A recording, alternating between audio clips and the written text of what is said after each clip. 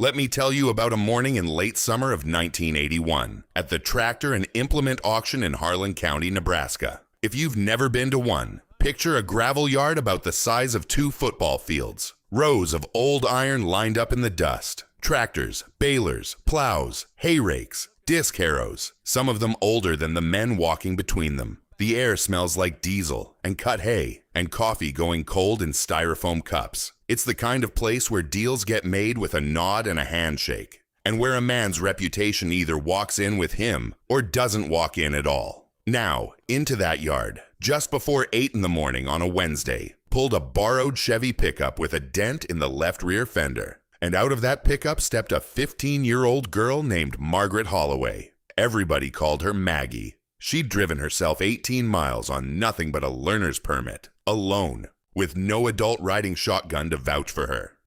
In the breast pocket of her work shirt, she carried a tobacco tin with $380 in it, most of it in 5s and 10s, some of it in 1s. All of it saved up over 2 years of detasseling corn and mowing lawns and helping neighbors bale hay. And folded into a manila envelope under her arm, she had a handwritten parts list. Not a wish list, a parts list. There's a difference, and we'll get to it. Now here's what you need to understand about that auction yard. There were 71 registered bidders that morning. Most of them were men who'd been trading iron since Eisenhower was in the White House. Weathered faces, calloused hands, seed caps pulled low. They knew each other by first name, by the trucks they drove, by the farms their fathers had run before them. And scattered around the edges of the yard were the onlookers. Men leaning on tailgates, chewing toothpicks, nursing coffee, there for the entertainment as much as the equipment. Because at a country auction, sometimes the best show isn't the bidding.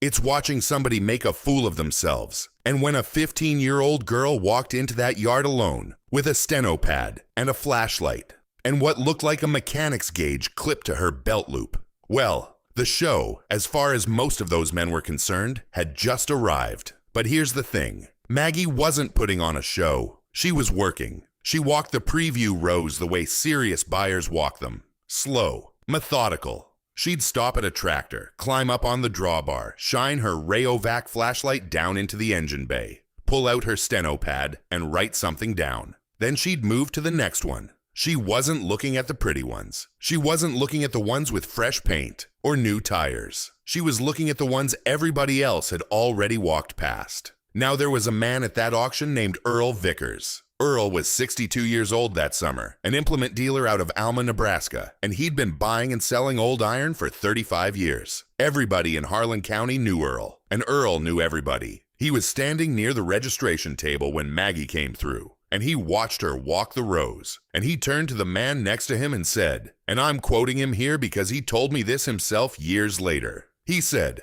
"Looks like somebody's daughter pretending at farming. Her daddy must have sent her in to hold a spot." He didn't say it to be cruel. He said it the way you'd say it about a child playing dress-up. Amused. A little charmed maybe, but certain. Because in Earl's world, in that yard, on that morning, there was no other explanation for what he was seeing. 15-year-old girls did not come to equipment auctions alone with tobacco tins full of cash. That simply wasn't a thing that happened. And most of the other men in that yard were thinking the exact same thing.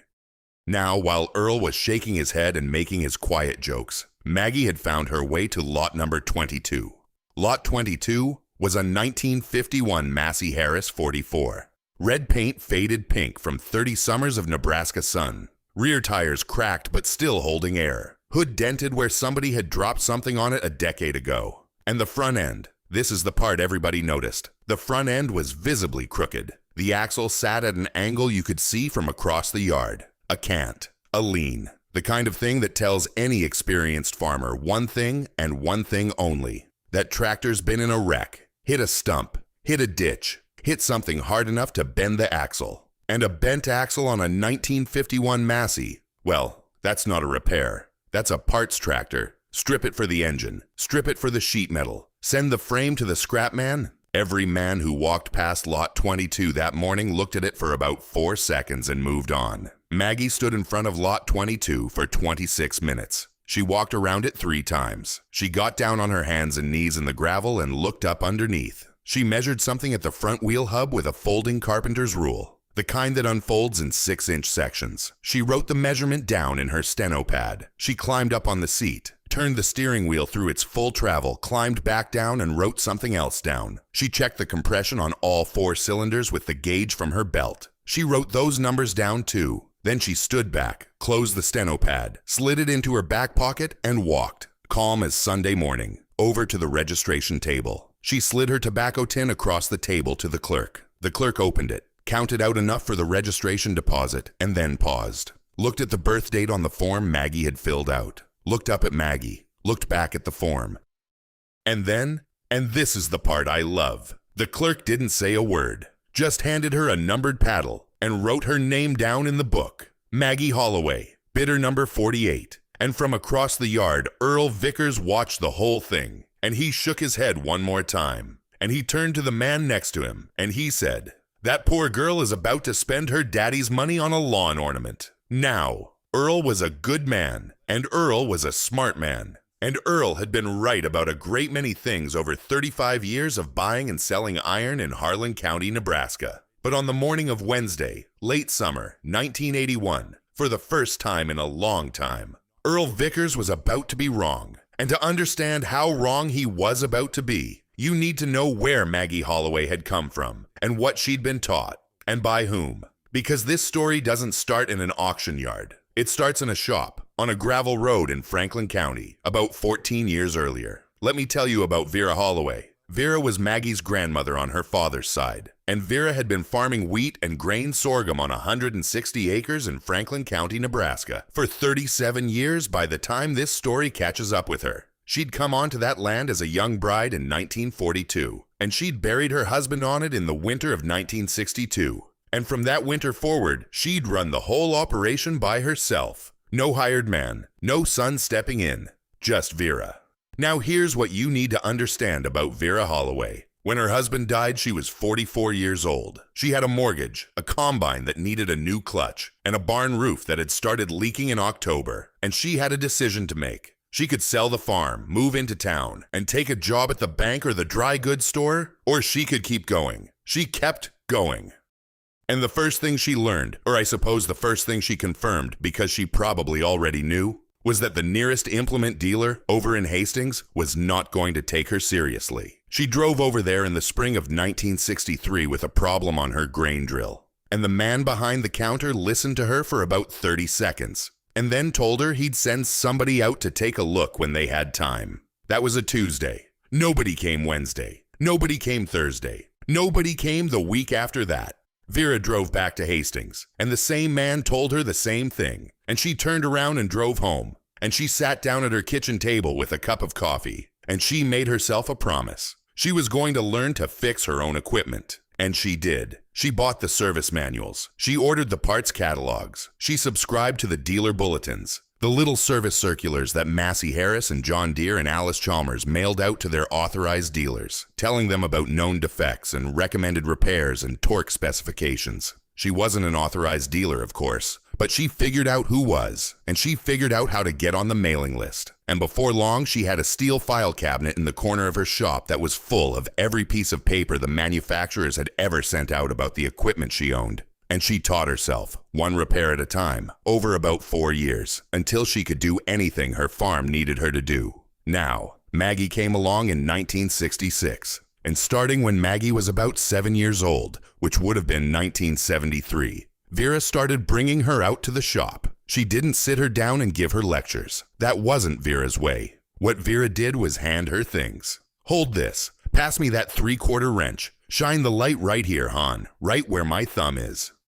And Maggie would stand there at her grandmother's elbow, 7 years old, 8 years old, 9 years old, watching carburetors come apart on sheets of newspaper spread across the workbench, watching her grandmother pull a head off an engine and lay out the bolts in the order they came out, so they'd go back in the same holes, listening to her grandmother explain the difference between a bearing that was just tired and a bearing that was about to fail, because they sound different. And once you've heard both, you never forget which is which. By the time Maggie was 11, she was doing compression checks on her own. By 12, she was rebuilding carburetors start to finish. By 13, she was adjusting valve lash on a straight 4 Continental engine with a feeler gauge and a torque wrench. And she was doing it right the first time. And this is the part that matters. Vera Holloway died in the winter of 1979. Maggie was 13 years old. The cancer took her over about 5 months, and it took her fast at the end. And when the will was read, Vera had left Maggie 3 things. She'd left her the oak tool chest that had been in the shop since 1947. She'd left her the shop logs, every repair Vera had ever done, written out in her careful handwriting, going back to 1963. And she'd left her the contents of the steel file cabinet in the corner. All of it. Every service manual, every parts catalog, every dealer circular. There was a note with the bequest. The note said 2 words, use them. That was it. No instructions, no explanations, just use them. And for the next 20 months, from the winter of 1979 through the late summer of 1981, that's exactly what Maggie did. Now here's the thing you need to understand. She didn't try to learn everything. She didn't try to become an expert on every tractor ever built. What she did was she picked her grandmother's tractor, the 1951 Massey-Harris 44 that Vera had owned since 1952 and had kept running for 27 years. And she taught herself that one machine, cover to cover, every bolt, every bushing, every bearing, every quirk. And somewhere in the middle of that process, probably in the fall of 1980, Maggie opened a service circular that Massey-Harris had mailed to their dealers in the spring of 1954. It was 3 pages long. It was stapled in the corner, and it described in plain, careful language a defect in the steering spindle bushings on the 1950 and 1951 Massey-Harris 44. The defect was this: the bushings were made of a softer material than they should have been, and after about 15 or 20 years of use, they would wear unevenly. And when they wore unevenly, the front axle would settle at an angle, a lean, a cant. The front end of the tractor would sit crooked. And here's the critical piece. The circular said, in so many words, that this cant looked exactly like the damage you'd see from a bent axle after a collision. Identical. From the outside, no mechanic in the world could tell the difference without getting underneath and measuring. But it wasn't a bent axle. It was a $14 bushing. The circular gave the exact specification. A lateral deflection of 4.5 inches at the wheel hub, plus or minus a 1/16. If you measured it and got that number, you weren't looking at accident damage. You were looking at a worn bushing. 3 hours of bench work assuming nothing was seized. $14 in parts. Maggie read that circular twice.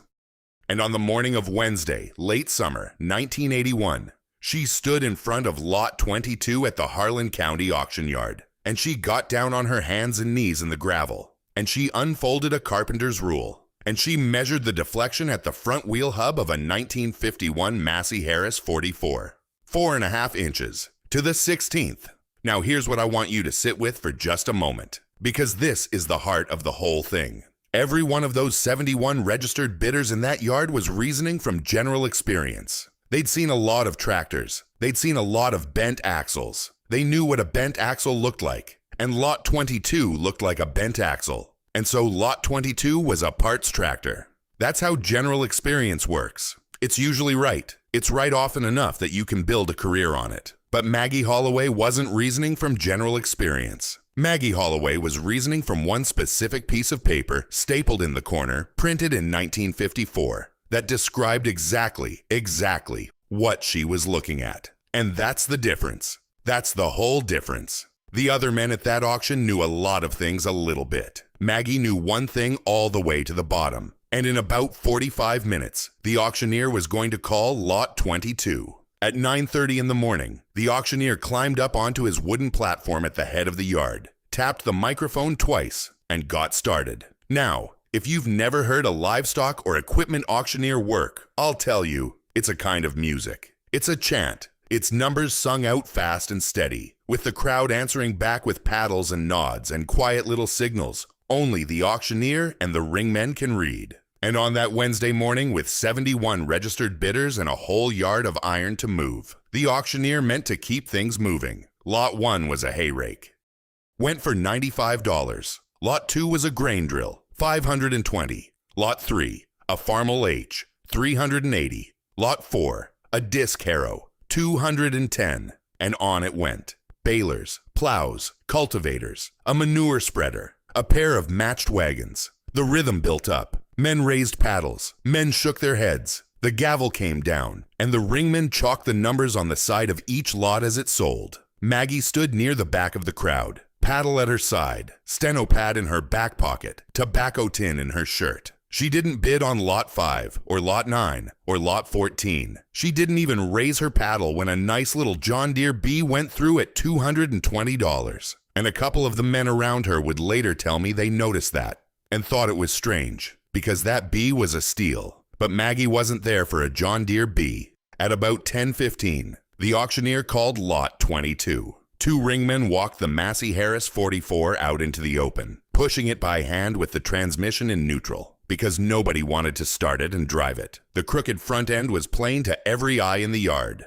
The auctioneer looked down at his clipboard and read off the description in a plain, flat voice. 1951 Massey-Harris 44. Front end's compromised. Sold as is. No warranty. Then he started the bidding. Who'll give me 175? 175, 175. Who'll start me at 175? Silence. Not a paddle moved. All right, give me 125, 125 to start. Nothing. $90, 90 to start. Somebody give me 90. And from the left side of the yard, a hand went up. It was a salvage buyer out of Kearney, a man named, well, I'll leave his name out of it because he's still living. He was there to buy parts tractors.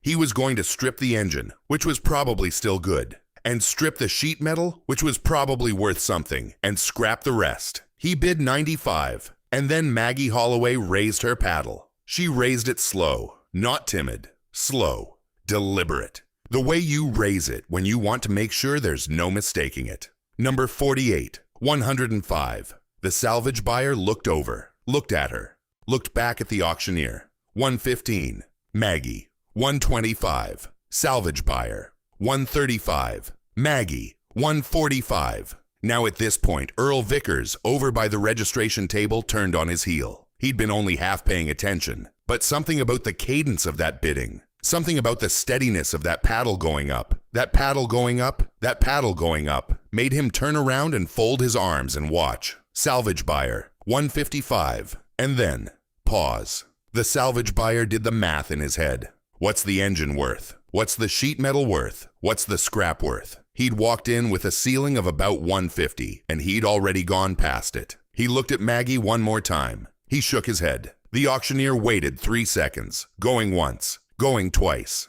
Gavel came down. Sold. Massey-Harris 44. $155. Bidder number 48. And just like that, Maggie Holloway, 15 years old, alone, on a borrowed learner's permit, owned a tractor. $225 left in the tobacco tin. Now, here's where the story turns. Maggie walked over to the side office to sign the paperwork and arrange pickup. And as she came back out into the yard, Earl Vickers was waiting for her, right there in the gravel, hands in his pockets, not blocking her path, but standing in a way that meant he had something to say. He said it gently. I want you to hear that. He wasn't being cruel. He said, young lady, I don't mean to step in where I'm not wanted, but I've been around this business a long time, and I'd hate to see you lose your money on this. That front axle is bent. That tractor's been hit. What you've bought yourself, I'm sorry to say, you've bought yourself a lawn ornament. And Maggie looked up at him. She was maybe 5'4", and Earl was 6'1".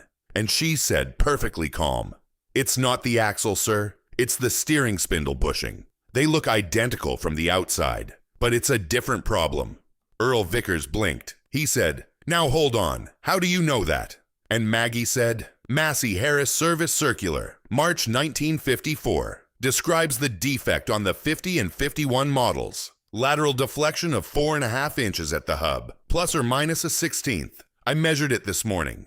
4.5 inches. On the nose. Earl Vickers stared at her. He said, and what's it going to cost you to put it right? Maggie said, $14 in parts. About 3 hours of bench work if nothing's seized up. Now, I want you to picture this yard, because this is the moment the yard went quiet. Not the quiet of a dead auction, The quiet of 12 or 15 weathered men who drifted over to see what Earl was saying to the girl, and who had just heard her answer, and who were, right at that second, recalibrating every assumption they'd made since 8 o'clock that morning. Earl said, "Where'd you learn all that?"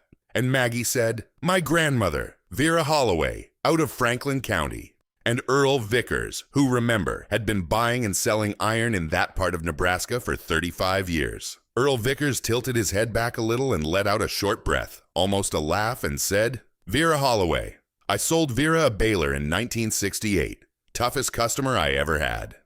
She made me drop the price twice and throw in the belts." And then Earl Vickers, 62 years old, 35 years in the business, stuck out his hand to a 15-year-old girl in a work shirt and jeans, standing in the gravel of the Harlan County auction yard, and he shook her hand. And that's the moment. That's the whole turning point of this story, right there in that handshake. Because a handshake in that yard, from a man like Earl to anyone, meant something. It was an acknowledgement. From a veteran to a child who just told him something about his own trade that he hadn't known. But that's not what this story is really about, because Maggie still had to get that Massey home. She still had to get it up on blocks. She still had to pull that front end apart and find out whether the circular was right. And she still had to answer the question that every one of those men in that yard, Earl included, was asking themselves as they walked back to their trucks that morning. Which was, all right, she talked a good game, but can she actually do the work? The following Sunday, Maggie borrowed a neighbor's flatbed trailer, winched the Massey-Harris up onto it,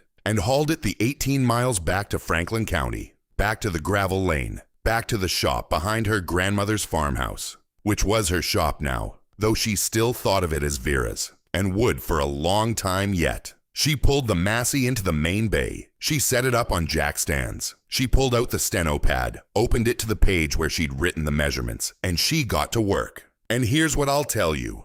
It went almost exactly the way the circular said it would. She pulled the front wheels, she pulled the hubs. She got down underneath with a drop light and a breaker bar, and she backed out the old bushings, the soft ones, the worn ones, the ones that had been sitting crooked under 30 years of weight. They came out the way the circular said they'd come out.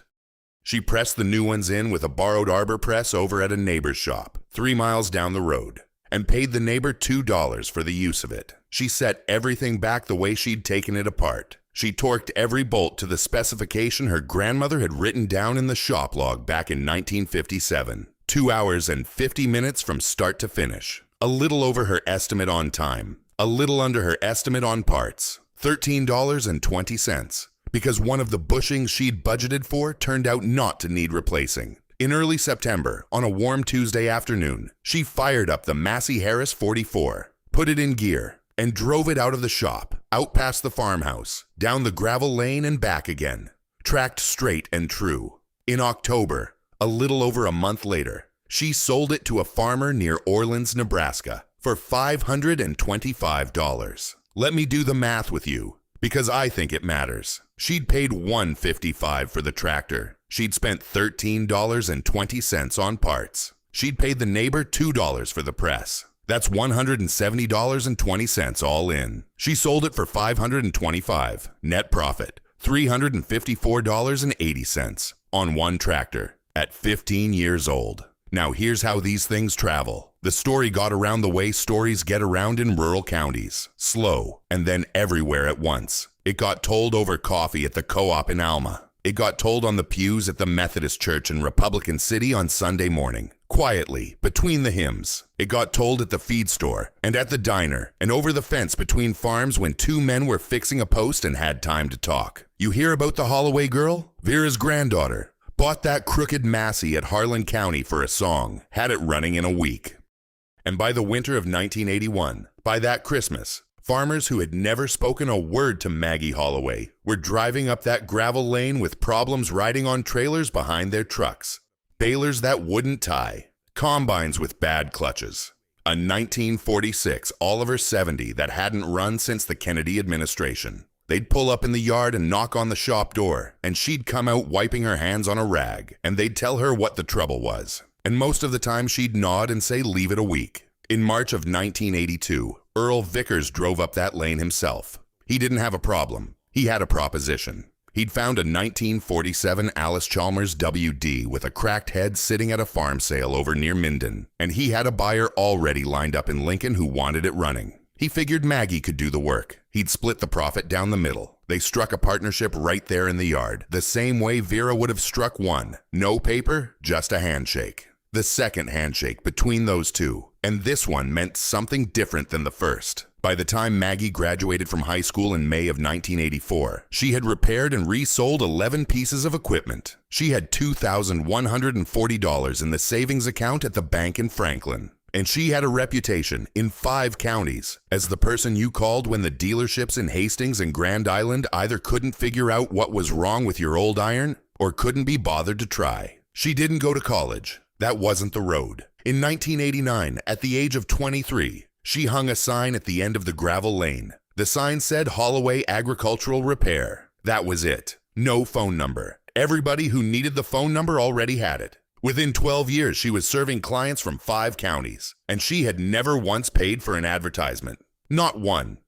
The work came the way the work had always come, by word of mouth, across coffee cups and fence lines and church pews. Now let me tell you about one more day. It was the spring of 1996. Earl Vickers was 77 years old by then, and he was retiring. He'd sold his implement business in Alma, and he was making the rounds, stopping in to see the people he'd done business with over more than 50 years in the trade. And one afternoon in April, he drove up the gravel lane in Franklin County and pulled into the yard in front of Holloway Agricultural Repair. Maggie came out of the shop. She was 30 years old now, hair tied back, hands dark with grease. The same work shirt, practically, or one just like it. They stood there in the yard for a while, and they talked about the old days, about the auctions, about the men who were gone now, about Vera. And at the end of the visit, Earl stuck out his hand one more time, their third handshake, and he held onto her hand a second longer than he needed to, and he looked at her, and he said, "Maggie, I need to tell you something. That day at Harlan County, when you bought that Massey, I almost didn't shake your hand. I watched you talk and I listened to what you said about the circular and the bushing, and I almost walked away because I figured you'd just gotten lucky. I figured you'd heard something somewhere and you were repeating it back. I wasn't sure you really knew what you were talking about. I shook your hand because of your grandmother mostly, because of Vera, not because of you, and I have felt bad about that for 15 years. Maggie thought about that for a moment, and she said, "Earl, I got lucky my grandmother kept her circulars." And Earl shook his head, slow, and he said, "No, Maggie, you got lucky you read them." And that was the last time they saw each other. Earl passed in the fall of '98. Maggie drove to the funeral in Alma and sat in the back of the church and didn't say much to anybody. Holloway Agricultural Repair is still there, on that gravel lane in Franklin County. The service literature fills 51 binders now, and 2 full filing cabinets. And there's talk of needing a third. Every circular Vera ever saved is still in there, and every one Maggie has added to the collection over 45 years is in there too. And in the middle of the main bay of that shop, right where the light from the south window falls across it on a clear afternoon, sits an oak tool chest. It was built in 1947. The drawers still slide smooth. The handles are worn dark where 2 generations of hands have pulled them open. On the top of the chest, there's a small square of paper, yellowed now, taped down under a strip of clear tape that's gone a little brittle at the edges. 2 words, in careful handwriting. Use them.